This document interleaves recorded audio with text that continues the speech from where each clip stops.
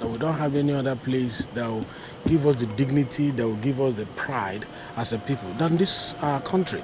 If we destroy it, we will be strangers wherever we find ourselves. And in this age of AI, social media, it has its benefit, but I want to encourage that we market our country more. This my trip was not sponsored by government. This my trip was self-sponsored with some of my members. I took some of my members and said, let's go and market Nigeria out there. It's not just thinking about what the government will do for you. You think about also what you can do for the country. There's no record of who sponsored this our trip. I went on my own, took my members and said, it's about time we go outside there, use various platforms to let them know what we're doing in Nigeria so that they don't, reframe what is not the reality of it. So the same message I'm giving to the young people.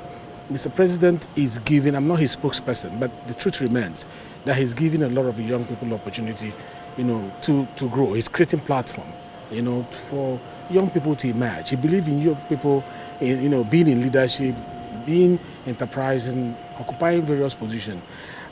Believe in this country, be patriotic, sell the nation more. We know we have challenges, we know we have problems, but whatever you drop on the internet, it stays there, it doesn't go. Don't damage your country. It's about time we build. This is the only country we have. Nigeria is the only country we have. Let us find out what we are doing well. The journey, we are not yet there. Like I told them during my conversation at the Chatham House, I said, we did not come here to tell you we have arrived as a nation. We're only 27 years in our democracy, which means it's a young democracy. And the countries that are being compared to us are 200 years, 300 years in their democracy. If we're a little patient, we'll get it right. If you meet those countries when they were 27 years, I tell you, we are doing far better than them. So let's be patient with Nigeria, and we can get it right. Find something good, criticize, constructively, but find something good about your nation.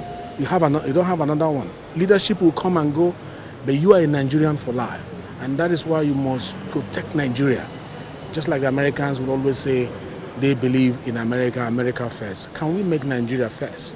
In our conversation, can we keep Nigeria first? In the way we push our narratives out there.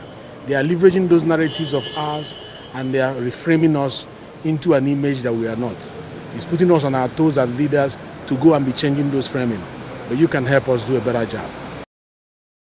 So it's important to announce to Nigerians that the amendment of the Constitution with regards to the state police is not going to be the only work we are going to do. There's going to be a consequential repeal and reenactment of the Police Act, because the Police Act is going to be the implementation act of the constitutional amendment that we're making now. So which means the president is also going to be the one that will champion the repeal and reenactment of the Police Act. And it is in that Police Act that will include all the minor details that Nigerians are concerned with currently. So from having conversation around the police, we also sat down with the UK Parliament, the Commonwealth parliamentarians in the UK Parliament. We sat down to discuss how far we have gone with other thematic areas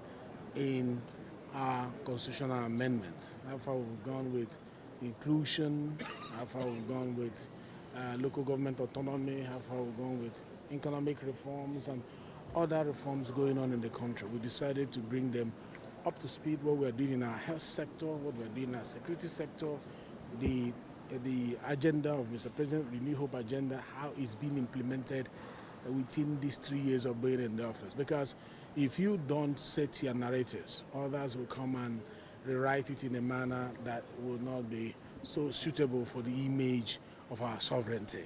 And thereafter, we went for climate change engagement, where we spoke about investment opportunities in Nigeria with regards to climate change, what climate change is offering to investors. So I was there wooing investors from around the world to come in and participate in the whole 9 years of both adaptation and mitigation with regards to climate change that is real in our country now, and also our green metals, how to participate in our green metals that is doing very well under the Minister of Solid Minerals. And I saw the interest, especially with regards to transition, energy transition, I saw the interest of our allies in the UK, and what we're doing with energy transition, and there's a lot of interest. And I'm sure in the coming days